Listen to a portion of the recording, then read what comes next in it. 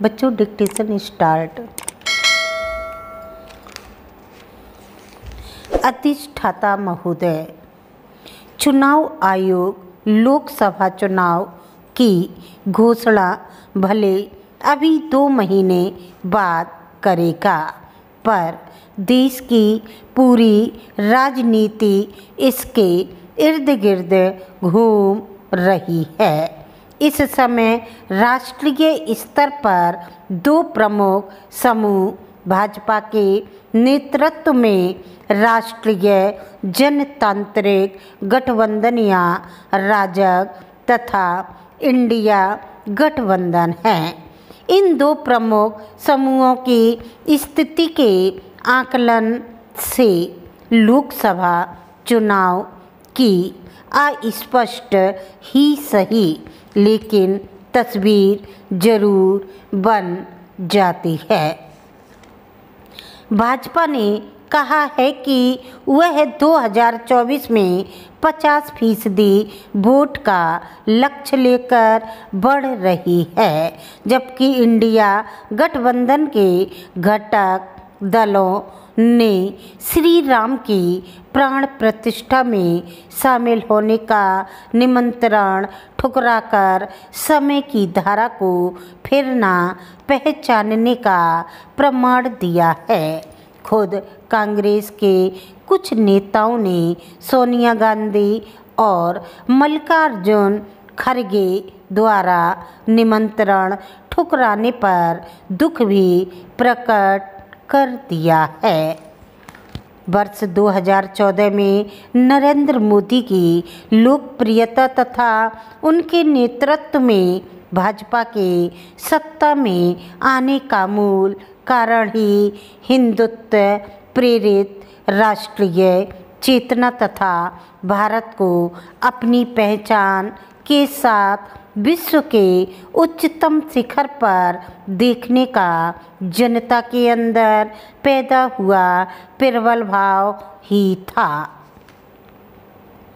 2004 में सत्ता में आने पर यूपीए अध्यक्ष के रूप में सोनिया गांधी के प्रभाव में चलने वाले मनमोहन सिंह सरकार ने स्वयं को सेक्युलर साबित करने के लिए 70 आयोग से लेकर अल्पसंख्यक मंत्रालय का गठन तथा राम सेतु और राम को कल्पना का विषय न्यायालय में बताकर अपनी स्थिति धीरे धीरे कमज़ोर करनी शुरू कर दी थी।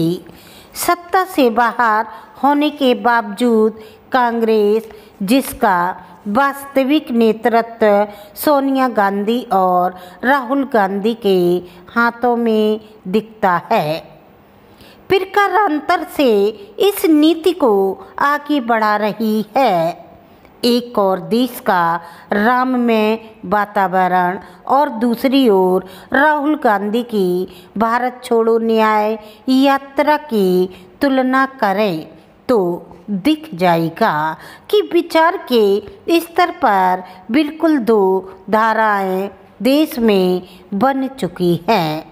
इंडिया गठबंधन अब तक एक इकाई नहीं बन सका है, जिसका प्रमाण बीती 12 जनवरी को आयोजित इसकी बैठक में भी मिला, जिसमें गठबंधन के कई प्रमुख नेता शामिल नहीं हुए। दूसरी ओर नरेंद्र मोदी के नेतृत्व में भाजपा और राष्ट्रीय जनतांत्रिक गठबंधन के अंदर कोई विभाजन नहीं है। चुनाव में नेतृत्व का चेहरा अत्यंत महत्वपूर्ण होता है। नरेंद्र मोदी के समानांतर विपक्ष में कोई नेता नहीं है जिसे जनता उनके समक्ष या बड़ा मान सके। इंडिया गठबंधन में नेतृत्व को लेकर व्यापक मतभेद हैं, क्योंकि अनेक नेताओं की महत्वाकांक्षा प्रधानमंत्री बनने की है। प्रधानमंत्री मोदी ने अपनी तीसरी पारी में भारत को विश्व की तीसरी सबसे बड़ी अर्थव्यवस्था 2047 तक वैश्विक महाशक्ति बनाने का लक्ष्य निर्धारित कर दिया है। वहीं विपक्ष मोदी संघ और भाजपा विरोध की नीतियों तक सीमित है।